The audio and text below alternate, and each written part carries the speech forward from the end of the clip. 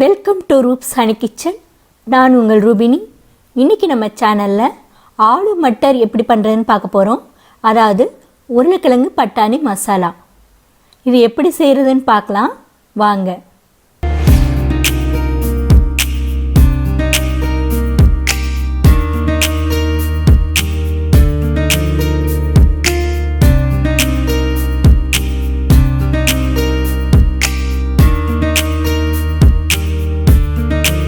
இதுக்கு தேவையான பொருட்கள் என்னென்னு பார்க்கலாம்.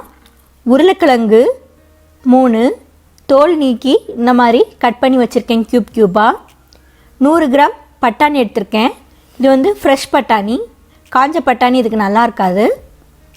தக்காளி 3 தக்காளி அப்படியே ராவாக அரைச்சி வச்சுருக்கேன், மிக்சியில் போட்டு மையாக அரைச்சி வச்சுருக்கேன். வெங்காயம் 2 பெரிய வெங்காயம் சின்ன சின்னதாக கட் பண்ணி வச்சுருக்கேன். ஒரே ஒரு பச்சை மிளகா இந்த மாதிரி 2 கீறி வச்சுருக்கேன். இப்போது இதுக்கு தேவையான மசாலா ஐட்டம்ஸ் என்னென்னு பார்த்துடலாம். இந்த மாதிரி ஸ்பூனில் எடுத்திருக்கேன் அளவு. 1 ஸ்பூன் மிளகாய்த்தூள், 1 ஸ்பூன் மல்லித்தூள், இஞ்சி பூண்டு விழுது 1 ஸ்பூன், 1 ஸ்பூன் கஸ்தூரி மெத்தி, சீரகம் 1 ஸ்பூன், கரம் மசாலா 1 ஸ்பூன், மஞ்சள் தூள் 1/2 ஸ்பூன், கொத்தமல்லி தேவையான அளவு, உப்பு தேவையான அளவு. வாங்க இது எப்படி பண்ணுறதுன்னு பார்க்கலாம். இப்போது ஒரு பேன் வச்சுக்கோங்க. 2 ஸ்பூன் எண்ணெய் ஊற்றிக்கோங்க. சீரகம் போட்டு தாளிச்சிக்கலாம். சீரகம் ரொம்ப பொரிஞ்சிடக்கூடாது, ஓரளவு பொரிஞ்சால் போதும், இல்லைன்னா கருகிரும். கூடவே வெங்காயத்தை போட்டுக்கலாம். வெங்காயம் நல்லா வதங்கட்டும். பாருங்கள், இப்போ பொன்னிறமாக மாறிடுச்சு. இப்போ நம்ம தக்காளி சேர்த்துக்கலாம். இந்த தக்காளி விழுதை சேர்த்து வதக்கிக்கோங்க. கூடவே இஞ்சி பூண்டு பேஸ்ட் போட்டுக்கலாம் 1 ஸ்பூன்.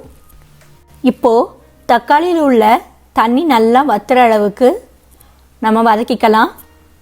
இப்போது பாருங்கள், ட்ரை ஆயிடுச்சு. இப்போ மசாலாலாம் சேர்த்துக்கலாம். மஞ்சள் தூள், மிளகாய் தூள், கொத்தமல்லி தூள், கரம் மசாலா தூள், தேவையான அளவு உப்பு. நான் 1 ஸ்பூன் உப்பு போட்டிருக்கேன். நல்லா கலந்து விட்டுருங்க. இப்போது இது கொதிக்க தேவையான அளவுக்கு தண்ணி ஊற்றிக்கலாம். ஒரு கப் தண்ணிக்கிட்ட இதில் ஊற்றிக்கலாம். இப்போ இதில் நம்ம வெட்டி வச்ச உருளைக்கிழங்க போட்டுருங்க. இது கொஞ்ச நேரம் நல்லா வேகட்டும். இப்போ இதில் நம்ம வெட்டி வச்ச பச்சை மிளகாய் போட்டுக்கலாம். இது நல்ல ஒரு ஃப்ளேவர் கொடுக்கும். பாருங்கள், 10 நிமிஷத்துக்கு மேலே ஆயிடுச்சு. ஒரு 3/4 பாகத்துக்கு உருளைக்கிழங்கு வெந்துருச்சு. இப்போ நம்ம பட்டாணி சேர்த்துக்கலாம். முறையே பட்டாணி சேர்க்காதீங்க, ஏன்னா பட்டாணி டக்குன்னு வெந்துடும். அதனால் உருளைக்கிழங்கு 3/4 பாகமாக வெந்ததுக்கப்புறம் நீங்கள் பட்டாணி போட்டு நல்லா வதக்கிக்குங்க. இப்போ ஒரு கப் தண்ணி ஊற்றிக்கோங்க. நல்லா அது கொதிக்கட்டும். இதை சில பேர் குக்கர்லேயே செய்வாங்க. குக்கரில் செஞ்சால் இவ்வளோ டேஸ்ட் வராது. இப்படி பண்ணுறது தான் பெஸ்ட்டு. இப்போ பாருங்கள், ஒரு 10 நிமிஷத்துக்கு மேலே ஆயிடுச்சு. இப்போ நல்லா கொதித்து கிரேவி நல்லா திக்காயிடுச்சு.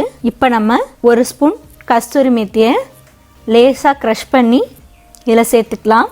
லாஸ்ட்டாக ஸ்டவ் ஆஃப் பண்ணிவிட்டு ஒரு 1/2 லெமனை பிழிஞ்சு விட்டுக்கலாம், கஸ்தூரி மெத்தி இல்லைன்னா.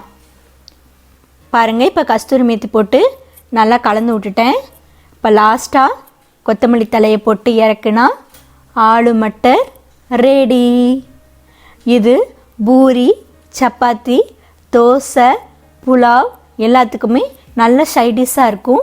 நீங்கள் செஞ்சு பாருங்கள். வெஜிடபிள் பிரியாணி கூட இது அட்டகாசமாக இருக்கும். ட்ரை பண்ணி பாருங்கள். தேங்க்யூ.